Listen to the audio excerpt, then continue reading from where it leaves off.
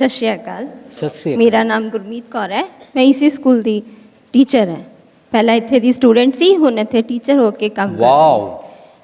तो मैं तो आप जी ने यही पूछूंगी, आप एक इंजीनियर है बोलिया आप जी ने, फिर आप अपनी ये मैटरलिस्टिक लाइफ नू दे बाद छोड़ के एक स्पिरिचुअल लाइफ पे आए।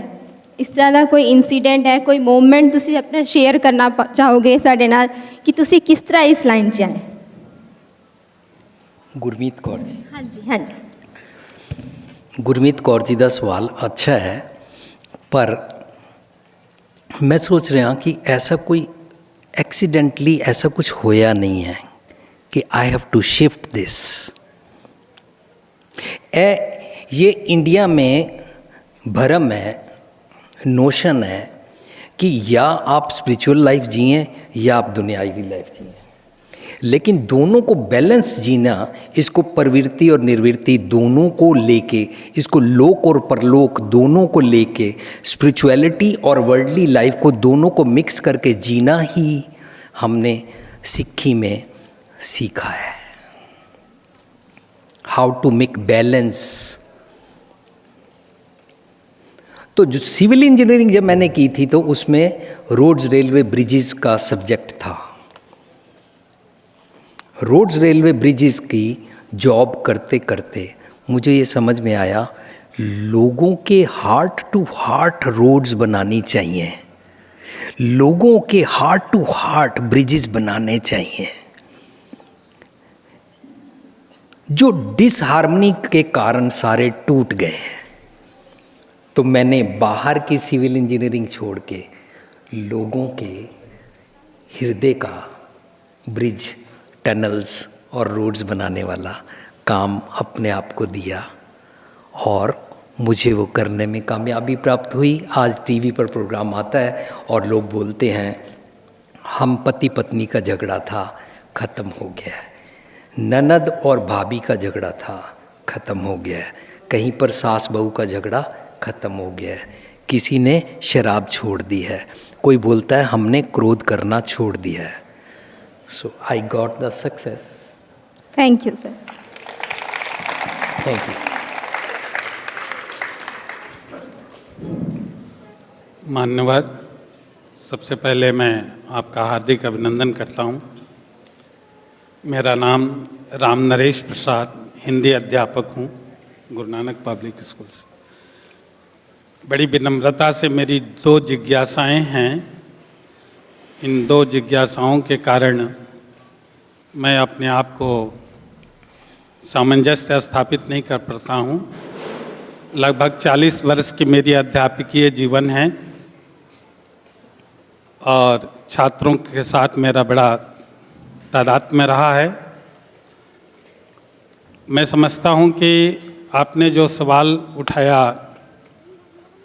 इन सारे प्रश्नों की जड़ में विद्यार्थी, खास करके विद्यार्थी जीवन से भौतिक रूप से ज़्यादा है। इसी से बच्चों से ही जुड़ी हुई एक प्रश्न है मेरी एक जिज्ञासा है कि पहली जिज्ञासा तो ये है कि वर्तमान शिक्षा पद्धति जो चल रही है, इससे आप संतुष्ट हैं कि नहीं, यह कृपया आप हमें अवगत कराएंगे। दूसरी बात कि हम अध्यापकों का जीवन मैं अपने आप को ऐसा महसूस करता हूँ कि हमारा जीवन ऐसा है जैसे हम एक अज्ञानी माली है और उस पेड़ और वृक्ष की जड़ में पानी न दे करके हम फूल और पत्ती पर दे रहे हैं। अब ये पाठ्यक्रम के माध्यम से हो या शिक्षा जो विद्या हमारे पाठ्यक्रम बनाए हैं इस शिक्षा पद्धति के, क्योंकि इससे हम देख रहे हैं अभी तक जो हमने अनुभव किया है विद्यार्थियों के जीवन में कि ज़्यादा उदंडता और बढ़ी हुई वर्तमान शिक्षा पद्धति से, ये जिज्ञासा है। दूसरी जो जिज्ञासा है मेरी कि जीवन के 3 लक्ष्य बताए गए हैं मुख्य रूप से, एक कर्म है, एक ज्ञान है और एक उपासना है। इन तीनों शब्दों को हम जैसे अज्ञानी लोग कैसे समझ पाएंगे, इसको थोड़ा सा स्पष्ट करेंगे। आपका नाम क्या बोला? राम नरेश प्रसाद। धन्यवाद। धन्यवाद। राम नरेश प्रसाद जी इतने सालों से यहाँ पर पढ़ा रहे हैं, इनका शुक्रिया। क्योंकि जो टीचर अपने प्रोफेशन से सेटिस्फाइड होता है वही इतने साल पढ़ाता है, वरना इस प्रोफेशन में ज़्यादा पैसा नहीं मिलता, कामयाबी नहीं मिलती, प्रमोशन बिल्कुल नहीं मिलती, इसलिए मोस्टली टीचर्स फ्रस्ट्रेटेड हो जाते हैं। तो मैं आपका शुक्रिया, धन्यवाद करता हूँ। आप बधाई के पात्र हैं कि आपको 38 ईयर्स, आपको 38 साल हो गए हैं यहाँ पर पढ़ाते हुए। जो आज की एजुकेशन के सिस्टम के तरीके हैं, उसमें वहाँ पर जो ये सिस्टम बनाते हैं वो लोग बड़े बुद्धिजीवी होते हैं, उनका बहुत एक्सपीरियंस होता है। वो कोई अपने ख्याल लोगों पर इम्पोज नहीं करते हैं, वो देखते हैं दुनिया में क्या क्या ज़रूरत है, अकॉर्डिंगली वो करते हैं। इसलिए एजुकेशन डिपार्टमेंट ने जो कुछ भी सिस्टम बनाया है उसके ऊपर कोई क्रिटिक्स करने वाली अभी नॉलेज मुझे नहीं है कि वो ठीक है कि गलत है।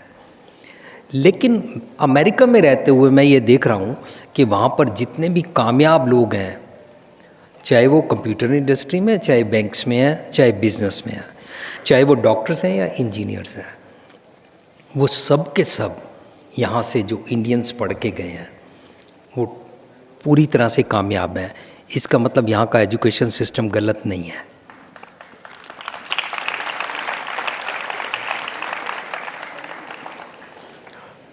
लेकिन यहाँ के एजुकेशन सिस्टम में एक प्लस है। दुनिया के एजुकेशन सिस्टम की थ्योरी के मुताबिक यहाँ का एजुकेशन सिस्टम शायद कहीं पर लैकिंग हो, लेकिन यहाँ के सिस्टम में एक प्लस है जो दुनिया के सिस्टम में नहीं है। वो क्या है? जब मैं यहाँ डॉक्टर के पास जाता हूँ, डॉक्टर के पास मरीज बैठे होते हैं और लाइट चली जाती है। डॉक्टर मालूम क्या करता है? मोमबत्ती जलाता है और मरीज की नब्ज़ पकड़ के ब्लड प्रेशर चेक करना शुरू कर देता है।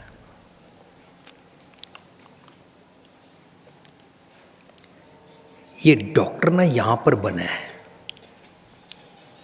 जैसे ये विंदु मेहता जी बोल रहे थे ना कि मुझको रास्ते में स्पीड ब्रेकर भी मिलता है, अड़चने भी आती हैं, रुकावटें भी आती हैं। इस डॉक्टर ने ना ये रुकावटें यहाँ पर प्रैक्टिस की हुई हैं, बचपन से देखी हैं। जब उसके घर में लाइट चली जाती थी तो वो बाहर के खंभे की लाइट से या मोमबत्ती जलाकर पढ़ लेता था, इसलिए उसको ये आदत पड़ गई है। ये यहाँ पर प्लस है। इस प्लस के कारण जब अमेरिका जैसी जगह में जाते हैं यहाँ के डॉक्टर, यहाँ से पढ़ के, हो सकता है वहाँ के डॉक्टर ने पढ़ाई और प्रैक्टिकल्स ज़्यादा किए हों, पर वहाँ का डॉक्टर 8 बजे बोलता है पेशेंट को मेरी ड्यूटी ख़त्म हो गई। पर जो यहाँ से डॉक्टर वहाँ जाता है वो 8 बजे के बाद भी उस मरीज़ को देखता है।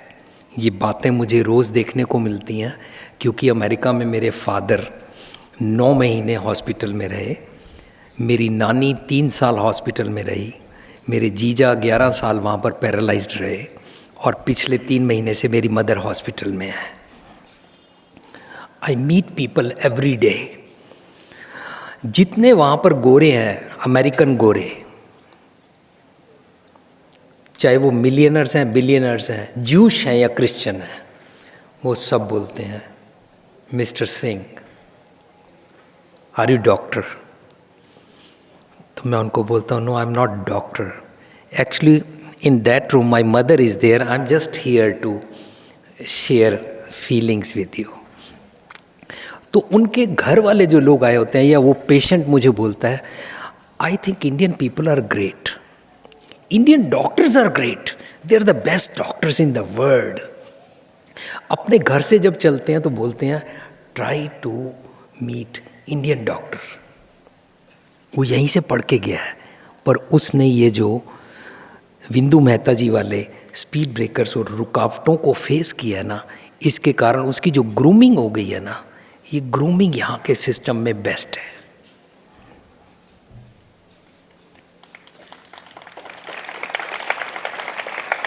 ये भारत का कल्चर है। यहाँ पर इतने सारे मज़हब वाले इकट्ठे रहते हैं और सबके घर में ये कल्चर जिया जाता है। बीट हिंदू, बीट मुसलमान, बीट सिख, ये सब अपने घर में कल्चर जीते हैं। ये जो सिस्टम है ना, इस सिस्टम को बरकरार रखना कैसे भी। जो नौजवान आपको बिगड़े हुए नज़र आ रहे हैं, ये एक्चुअली क्या है, ये प्यार के भूखे हैं। जब किसी को अगर सही चीज़ ना मिले, अगर आज हमको फिल्टर्ड वाटर नहीं मिलता है, पर अगर हम प्यास के कारण मर रहे हैं, तो फिर मजबूरी से हमको बिना फिल्टर वाला पानी पीना पड़ जाता है। ये स्टूडेंट्स वही हैं, इनको फिल्टर्ड मीन्स इनको प्यार नहीं मिला, इसलिए ये हमको बिगड़े हुए, शरारत करने वाले और उसमें लग रहे हैं। पर इनके पानी में पॉल्यूशन अब मीडिया ज़्यादा डाल रहा है। जब हमको आजा नाच ले और नच बलिए और सलीम की गली छोड़ने वाले गीत और गाने और नंगेज़ वाले, अश्लीलता वाले मीडिया के साथ जोड़ा जाता है, इसलिए इनमें वो वायरस आ जाता है। ये विक्टिम है।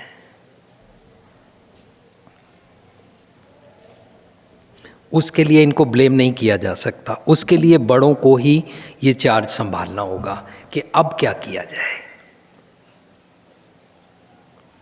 ठीक है जी। तीसरा क्वेश्चन था आपका कर्म, ज्ञान और उपासना।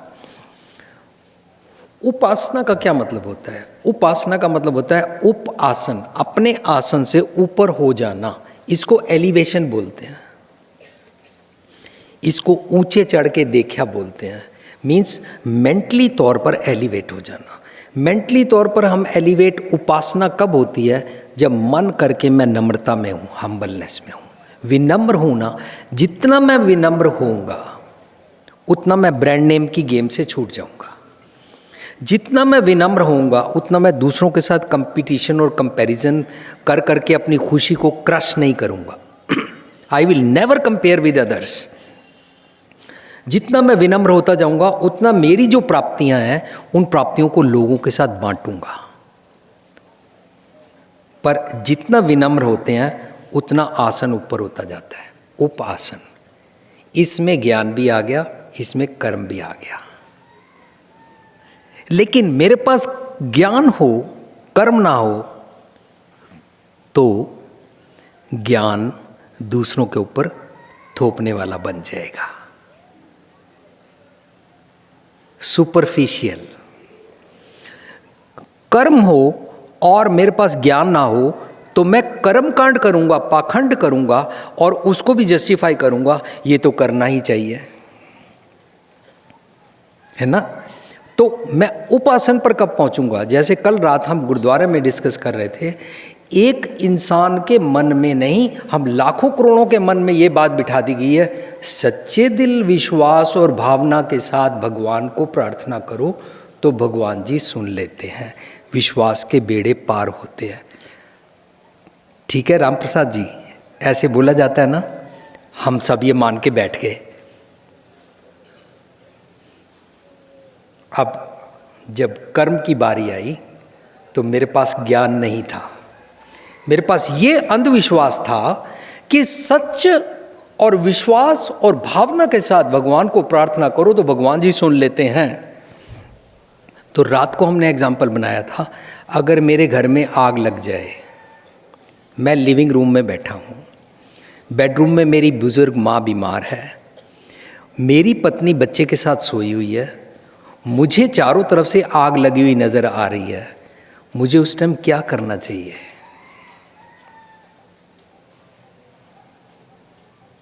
अगर मैं वहां बैठ के बोलूं, मैं इस टाइम फायर ब्रिगेड को फ़ोन कर दिया है, फायर ब्रिगेड आ गई है और फायर ब्रिगेड वाले मुझे बोल रहे हैं सरदार जी तुम्हारे घर में आग लग गई है, बेडरूम में आपकी मदर बीमार पड़ी है और वो देखो आपकी वाइफ बच्चे के साथ सो रही है, वो तीनों के तीनों जल जाएंगे।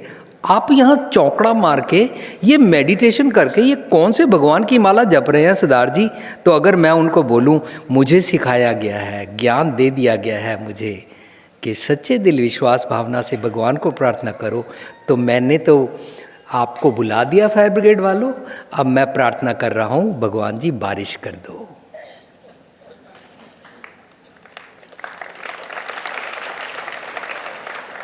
तो अब ये उपासन नहीं मुझे मिला, अब क्या हुआ मेरे को, ये मैं तो पाताल में घुस गया। क्यों? चारों तरफ से आग लग जाएगी, मैं भी मर जाऊंगा, मेरी माँ और मेरी पत्नी और बच्चा भी जल जाएगा। तो मुझे ये किसने पढ़ा दिया? कर्म भी मैंने गलत कर लिया और ज्ञान के बदले अज्ञान था मेरे पास। ये हमारे अंदर एक अंधविश्वास डाल दिया गया है। सच्चे दिल विश्वास भावना के साथ करो तो भगवान जी सुन लेते हैं। भगवान जी का सच्चा ज्ञान क्या है? मेरे माइंड को, मेरे सोचने के ढंग को ऊपर किया जाए। कहीं पर बैठ के चौकड़ा मार के पालती पालती मार के ऊपर बैठ जाना और लोग आएँ और आपके पाँव को हाथ लगाएं, इसको उपासना नहीं बोलते हैं। कहीं जंगल में चले जाएं पति पत्नी बच्चों को छोड़ के, उसको उपासना नहीं बोलते हैं, उसको उपासना नहीं बोलते हैं। आंखें बंद करके ऐसे माला फेर लेने को उपासना नहीं बोलते हैं। उपासना क्या है? मेरे सोचने का तल ऊपर हो गया है। ऊपर मीन्स मैं अपने टॉप फ्लोर में आ गया हूँ। टॉप फ्लोर 10वें द्वार, टॉप फ्लोर मेरा अपने अंदर का, जहाँ पर मेरा भगवान बैठा है, मैं उस डोर में एंटर कर गया। दिस इज उपासना। अब कर्म भी ठीक होगा, अब जो बात समझ में आई है वो ज्ञान भी सही होगा। करेक्ट? तो हमारे में से किसी के घर में जब आग लग जाती है, उस टाइम हम चौकड़ा मार के, माला फेर के, आंखें बंद करके किसी भी डायरेक्शन में भगवान जी को प्रार्थना नहीं करते हैं, भाई भगवान जी बारिश करा दो। उस टाइम हम सच्ची मुच्ची अपनी माँ को, पत्नी को, बच्चे को या किसी भी ज़रूरतमंद को उठाते हैं ना, बचाते हैं ना, वहाँ से भागते हैं ना। अगर ये काम पिक्चर में हीरो करता है तो हम तालियां मारते हैं। इसका मतलब मुझे सच समझ आना चाहिए। सच समझ आएगा तो ये सच्चा ज्ञान है। सच समझ में आएगा तो जो मैं कर्म करूंगा वो सही होगा, सच्चा होगा, और ये मेरी उपासना है। आपके क्वेश्चन का आंसर मैं कर पाया?